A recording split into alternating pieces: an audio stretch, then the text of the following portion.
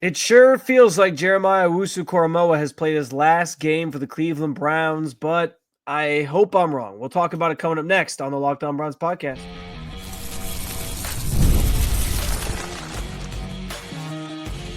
You are Locked On Browns, your daily Cleveland Browns podcast. Part of the Locked On Podcast Network, your team every day. What's up, Dog Pound? I'm Spencer German, your host of the Locked On Browns podcast, and proudly covering your Cleveland Browns each and every single day in the land and, of course, on the road. Jeremiah Owusu-Koramoah won't play in 2025, but it feels like he won't play much longer than that. Every single one of the Browns rookies has a legitimate chance to start this year, and my wish list for the Browns 2025 schedule. I do want to thank you for being an everydayer with the Locked On Browns podcast, making it your first listen every single day. Remember, you can find Cleveland Browns content with Locked On Browns every week, Monday through Friday, guaranteed, with bonus content on some weekends, and it's totally free to you. All you got to do is hit that subscribe button wherever it is that you listen to your podcast, and, of course, the Locked On Browns YouTube channel, where you can also get involved in the show, share your thoughts on anything we discussed today in the comments section. This is your team, so be part of the conversation every single day. And, yes, the unfortunate news came down on Monday that Jeremiah Owusu-Koramoah was being placed on the reserve/PUP list by the Cleveland Browns, ending his 2025 season before it even gets going. And, I think that I don't know that this was a surprising move per se. Like, I don't think it necessarily caught anybody off guard because we understood the severity and the seriousness of the injury Jeremiah Owusu-Koramoah was dealing with. The neck injury, suffered it in that game against the Ravens last year at home. Doesn't return last season. And every time it was a topic of conversation amongst the Browns brass, it was always given this very open-ended, vague response in terms of his ability to get back and play and whether or not he would be able to come back and play. Recently there have been some positive steps. Seeing him walk into the building and be captured on video. He was in team meetings. He was around the team. And Andrew Berry, alluded to the idea that he had made some positive steps just in terms of like what he's able to do and his recovery and that and all that. So there were some positive, I guess, vibes. There were some positive vibes around the idea that maybe he will get to play football again. Maybe he will get a shot to play in 2025. It seemed like a long shot still, but it's at least trending in that direction. What this feels like to me, though, is not only the end of his 2025 season, it very well could mean the end of his football career. And there was an interesting line in the end of his statement that he put out. And this kind of felt like the most ominous part of this entire ordeal on Monday as the Browns put him on the reserve PUP list. And then he puts out his own statement. He had it was the last couple lines of his statement here, which I'll read you verbatim. He said, "While I won't suit up this season, I'm focused on what I can control, my healing, my mindset, my faith. The body may rest, but the calling never sleeps. I've given my heart to this game. I don't know what's next, but I'll continue trusting my medical team, serving the community, and backing my brothers on the field." So that line about like, at first he made it sound like, yeah, I'm just not playing this season. I won't suit up. But then he has that line in there about, I don't know what's next. And I think that almost provides the sobering words that you need to understand like the situation that he's in, is that he doesn't even necessarily know what the future holds or when he'll have a chance to get back, if he'll have a chance to get back. He has no idea. And it's just a matter of like playing the waiting game, seeing if he can continue to heal, seeing, what medical procedures he might need to go through, going through different things with his medical team and finding out what he is able to eventually, if he is able to eventually return to football. But him basically telling you right there that he has no idea what's next is, again, it's a chance to sort of accept the reality that his future is unknown. And it's unfortunate because he is a hell of a player. I hope I'm wrong about this. Like, I hope that he gets a chance to play football again. But the way things feel right now in 2025, May of 2025, nonetheless, it just feels like it's going to be difficult for him to even get back to playing football again. Which isn't necessarily all that surprising. given the severity and the state of the injury that he suffered. I mean, it's a serious thing. It's, something that when you have it, when you go through something like that, it very well could end your career.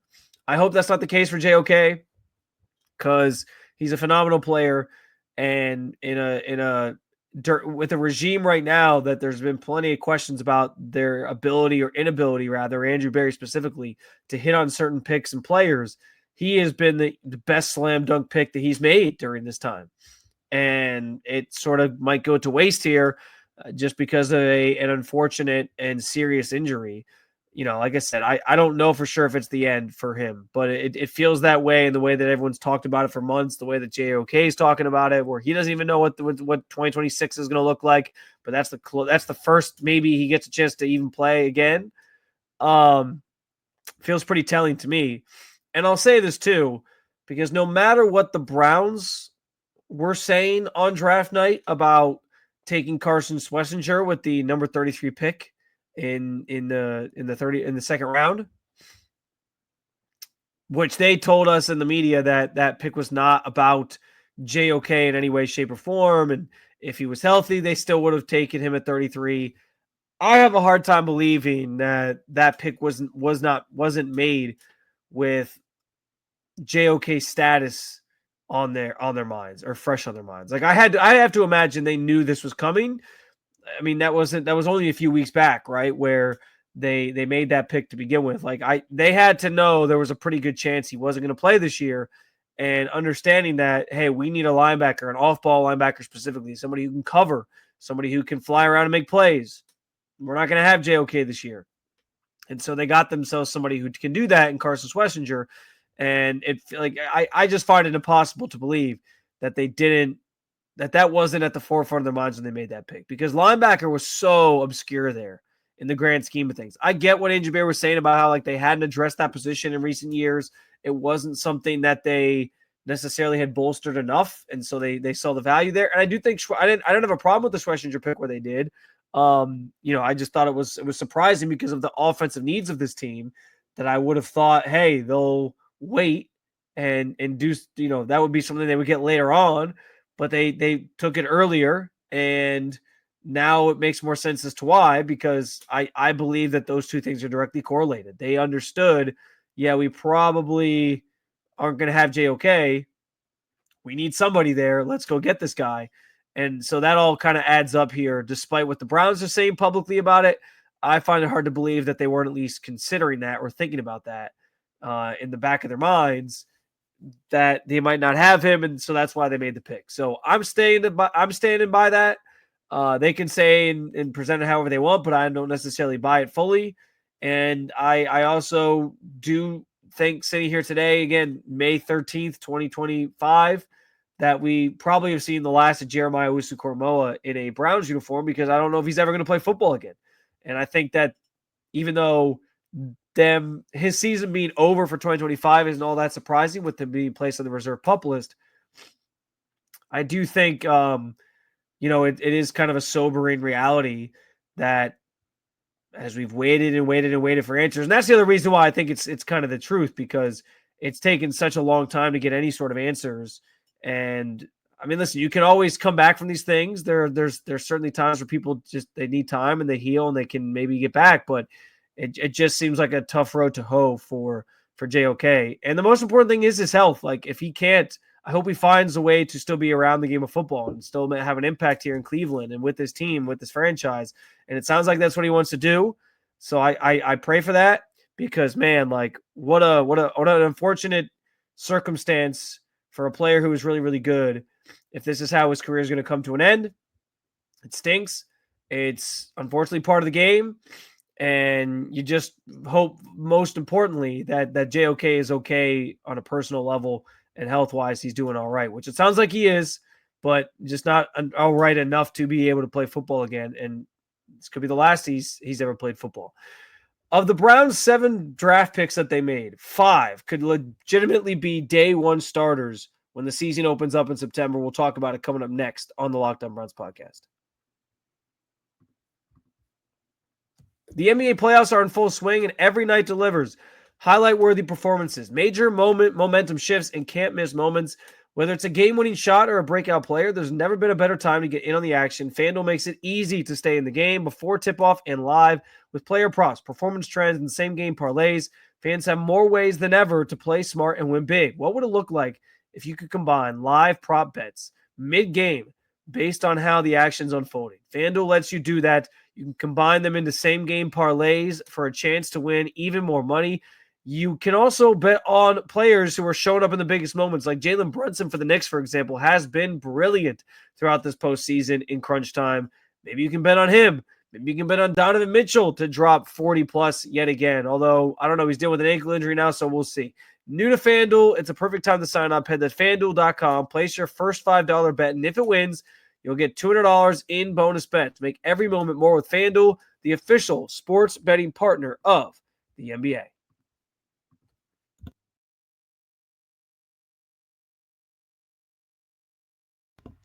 All right, so I was thinking about this on the heels of rookie minicamp that, I talked about who I thought was going to be the most impactful rookie of this class. And I said it was Quinshon Judkins because of just the role he's going to play on the offense, getting back to the Kevin Stefanski, fundamentals where running the football is such a priority and such an important part of this. I think he's just going to be such a focal point of the offense. And he's going to contribute a lot of scores. He's going to contribute a lot on the ground. He's going to be this new figurehead of that side of the ball that I see him as the one who's going to have the biggest impact by season's end. But that doesn't mean these other guys aren't going to have any impact. I in that same episode, I talked about Mason Graham and the fact that, listen, you're taking a player top 5, you're expecting him to start immediately. And he will. And based on what I saw at rookie minicamp, he is going to be a hell of a player. If he can keep his chicken nuggets down and not throw them up all the time, he has a quick get off, man. Like he is going to be special. And so he's another one that's going to have a major impact on the defensive line, especially playing alongside Myles Garrett and others. So but the overarching thing I want to get into here was just the idea that no matter who's going to have the biggest impact, I think across the board, at least 5 of these guys have a chance to be legitimate starters for the Browns come week 1.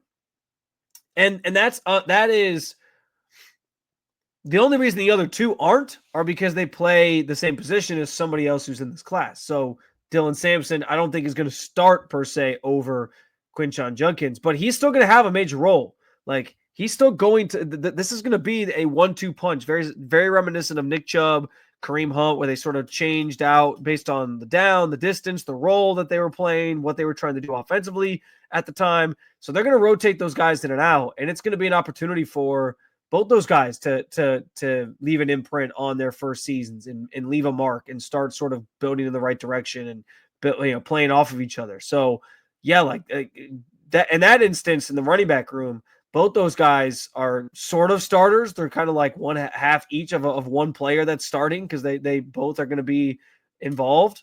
And so understanding that, that's 6 players who already have a chance to basically be like starters or important contributors on this team. But 5 of these guys are at least going to be playing for a chance to start or have a chance to start. And then obviously the other one where there's they're doubled up is the quarterback room with Shedeur Sanders and Dillon Gabriel. Now, I don't know that either of those guys are going to be starting week 1 just yet. I think they're going to have a shot. I think based on what they showed us at rookie minicamp, there are some positive signs that they're going to be right in the mix with those 2 guys. I don't think that either Joe Flacco or Kenny Pickett does anything so exceptional that somebody like Shedeur Sanders and Dillon Gabriel can't, give them some competition. I ultimately think the Browns will settle on we're going to start the season with a vet because we don't want to put the pressure of a 3rd or 5th round rookie out there and have them try to sort of figure it out. We want to have some stability at that position to start the year. Who wins out in that battle of the 2 vets remains to be seen. But in that vein, I've been saying it for a while now.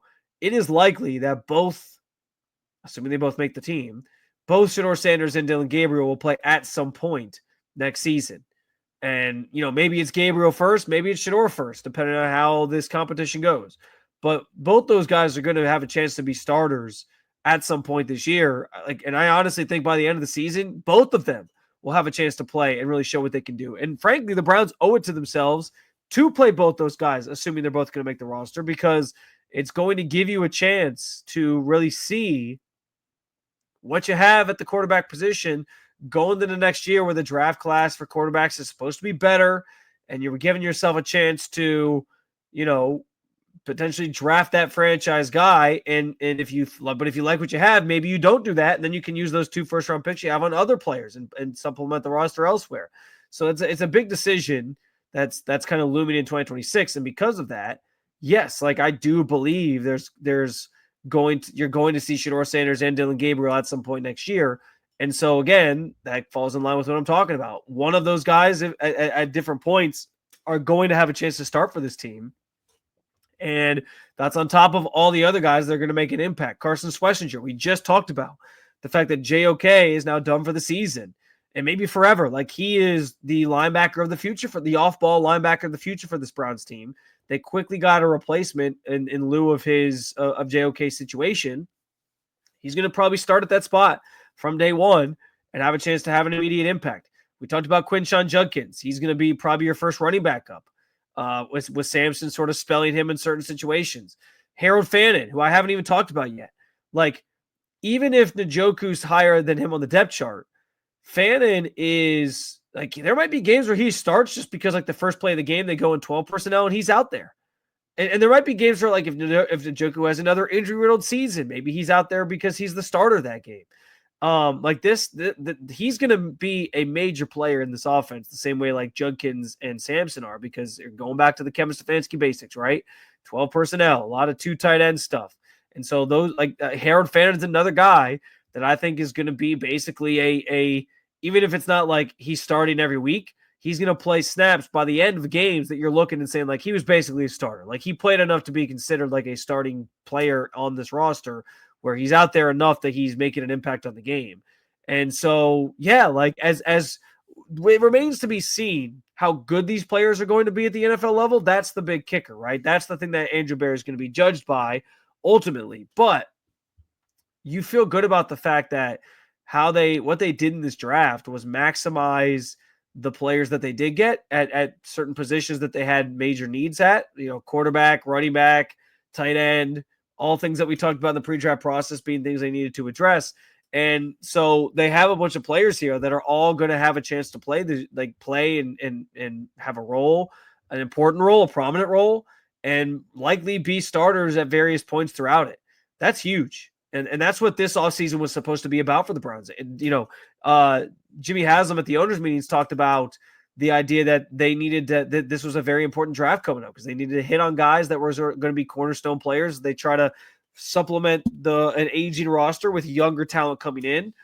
That younger talent's going to get a chance to have an immediate impact, and that younger talent is going to sort of be the future here. So, yes, they still have to prove that they were the right picks by Andrew Berry, but you wanted to get, in a year where they're in a rebuild, as they've, I think, finally kind of conceded, you wanted to get guys in here that were going to have a lot of playing time and are going to be able to impact the games week in and week out, and that you're going to see it noticeably. And I think you're getting that from this group of guys. 5 of the 7, I think, legitimately have a chance to be starters next year, even maybe as soon as week 1. I think the quarterback is the situation where it's probably less likely, so that would maybe just bring it down to 4 out of the 7. But I do think at some point both those quarterbacks are going to play.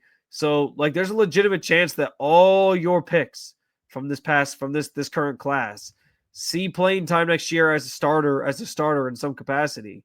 And the only one that really maybe like quarterback is the one where it's going to be the most difficult, because there's only one, and if somebody really steals the show, maybe they don't give it up. But it's going to be fascinating to watch. But I do think that in terms of like impact and drafting players that you're trying to develop and having them infused into this roster quickly here, Andrew Berry is, has a class that has a chance to do that and set the team up for success in that way. So, like I said, I think there's a legitimately 5 of these 7 guys could be starters for large portions of next season. And again, in a rebuilding year, that's what you could have hoped. That's all you could have hoped for out of a draft class. My wish list for the Browns 2025 schedule, which comes out obviously tomorrow, is the official release. We'll get the leaks throughout the day. We'll talk about it coming up next on the Locked On Browns podcast.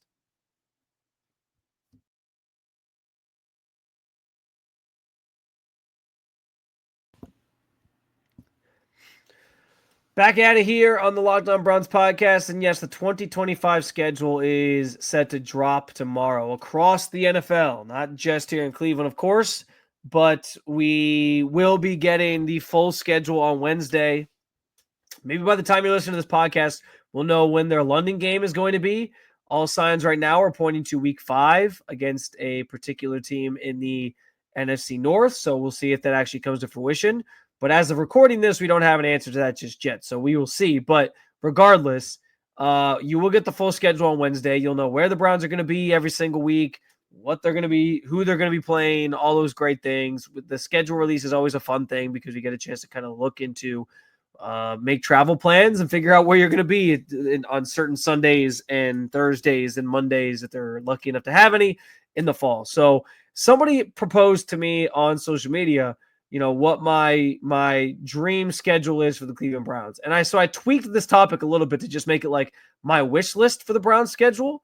Cause I don't know if I have like a dream schedule. We know who the opponents are, I guess there's certain times a year that some games I'd rather see than others, but I don't know if it's like a dream schedule per se. In some respects it already is a dream schedule because I'm getting to go to some of my favorite places in terms of travel. Chicago, love Chicago, get to go there next year. Boston, if you can't tell from a lot of the stuff behind me, I love the city of Boston. And one particular team from there, none of the others, just one particular team. Just making that very clear right now for all my Cleveland listeners out there. Anyway, so in terms of my wish list for the Browns schedule, the number one thing at the top of this thing, and you're going to find out of this, you're going to learn this about me here pretty quickly. I loathe that the NFL has taken over Christmas at this point because this is the business I work in. And listen, I'm not complaining. I get to cover sports for a living. I get to cover football for a living. At the end of the day, what I do is something that not a lot that people would love to, would kill for this type of job. So I'm not mad in the least that I get to do this, and that sometimes it interferes with holidays and family life and all this different stuff. But that said, the NFL is intruded on so much of our lives at this point. Sometimes I just want 1 day, 1 or 2 days to just enjoy family time and not have to be bombarded by breaking news or some game that's on or whatever it might be. The NFL can just never give us a break. And so I am begging and pleading that we do not get any Christmas Day game here for the Cleveland Browns. They played on Christmas several years ago. It didn't go well. The good news is I'm assuming because their win total is at 5.5, the NFL is not expecting them to be a very good team, and they're not going to put a bad team on Christmas Day. I think I already saw that the one game is expected to be the Broncos and the Chiefs is going to be one of the games on Christmas Day. So you got that one knocked out. I don't know about the Browns, but I hope that they do not make up any of the other games on Christmas Day. Stay as far away from Christmas Day and Christmas Eve as possible. If that's even a thing that they tried to do, they probably would at some point.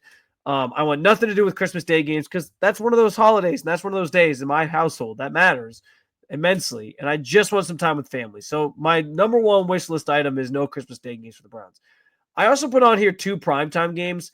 I still get a kick out of primetime games. I like covering them. I like being at them. The atmosphere just feels different. And especially last year, you get that snow globe game against the Steelers on Thursday night. And that was awesome. Some of the best moments in terms of games I've covered have come on primetime games or primetime stages. So 2 feels reasonable to potentially happen. It's probably only going to be 1 because the Browns are always good for an in division or an in division matchup with the Steelers or the Bengals, the Ravens on Thursday night. So I'm sure we'll get one of those. I don't know if they'll throw him a bone and give him a second one. Here's the thing. With Shedeur Sanders on the roster, anything is fair game. They might think about the idea that maybe by week 10, 11, 12, Shedeur might be starting. And so, hey, let's throw him a bone, give him another late season primetime game. Because if we get Shedeur Sanders on there on national TV, then it's good news for the NFL, good for ratings, all those different things. So we'll see. But I can see a Thursday and a Monday. I ultimately think we'll just get 1. But I can live with 2 primetime games. I like primetime games to a degree in the sense of 2. I don't need a bunch of them, but I do appreciate a couple of them on a schedule. That makes a good schedule to me. in lieu of my comments on Boston, and the one team that I cheer for from Boston, and the only team I cheer for from Boston, in a different sport, by the way, if you haven't picked up on who I'm talking about, and you haven't caught the context clues that are behind me, then it's in a different sport. But I want the Browns to play the Patriots in September so that I can be able to enjoy the city of Boston. It's beautiful that time of year, and maybe catch some baseball, maybe catch a Red Sox game. That would be kind of fun. That would be kind of nice. I also want no bye weeks in weeks 5 or 6. Week 5 is the first week you can have a bye week. The Browns had that a couple years ago, so I'm inclined to believe they won't get it again this year. Also, week 5 seems to be, like I alluded to earlier, the week that they're going to be in London anyway. So I don't think that's going to happen. Maybe they get week 6 because it's like the week after you get back from London and you get a little long layoff there after the trip out there. We'll see. But I prefer like a nice middle of the schedule bye week. This is purely selfish for me, because it's just nice to have like a mini break in the middle of the season to sort of break up the monotony of the day-to-day that we cover this team, where it's like, okay, I know there's not like a real, I guess there is more of like a real midway point now that you have like an exact number of games, but it's 18 weeks, so it's an even number, so there's not really a middle, but it's like, okay, you've played now, 8 games or 9 games. Now you get a bye, then you play the last 8 games or 9 games. Like that's the perfect setup for me if it were to happen that way. And then I also will say this, as I talked about with like Shedeur Sanders or maybe even Dylan Gabriel potentially, who's starting late in the season, give me the Steelers in the final 2 weeks of the year. I know they do this anyway with division games. They like to put a lot of those for teams late in the year or the final 2 weeks. That's what the Browns obviously had late in the year this past year with the Bengals and the Ravens. But by then, those teams could both be starting rookie quarterbacks. And so Will Howard versus Shedeur, or Will Howard versus Dylan Gabriel, rematch the Rose Bowl, that would be fun. Listen, I know everyone's holding out hope in Pittsburgh maybe they're not holding out hope. I don't know. That Aaron Rodgers is coming to town. But listen, like that Steelers team, like you never know with Aaron Rodgers. It could go south. It could go great. By the end of the season, you could be relying on a rookie quarterback and just being like, hey, let's see what we got. Let's throw Will Howard out there because we've seen enough of Aaron Rodgers and we know what he is. And that could ultimately lead to a pretty cool sort of duel between these two rookie quarterbacks. So I want the Steelers late in the year for the Browns as one of their last games of the regular season, weeks 17 or 18. We'll see if it actually plays out that way. I think there's a good chance of that. But those are my Browns wish list items. What is on your Browns schedule wish list? Things that you want or don't want to see on the schedule. Share them in the comments section at the Locked On Browns YouTube channel, or hit me up on social media at Spencito_. Find a way to contact me. I think this is kind of a fun exercise as we get ready for the big schedule release day, which is always a fun time. So appreciate you guys stopping on by. Another episode down with you, Dog Pound. Thanks for joining me as always to talk about your favorite football team. More to come this week, including Scott Petrak at the Chronicle Telegram. He's going to join me to talk about the quarterback situation, where the Browns kind of go from here. Maybe we'll get into the schedule a little bit as well. So make sure you hit that subscribe button to make Locked On Browns your first listen every day. For your second listen, check out Locked On NFL Scouting, or you can keep it local. Check out Locked On Cavs or Locked On Guardians. Thanks for being an everydayer at the Locked On Podcast Network. I will talk to you again real soon, Cleveland. See ya.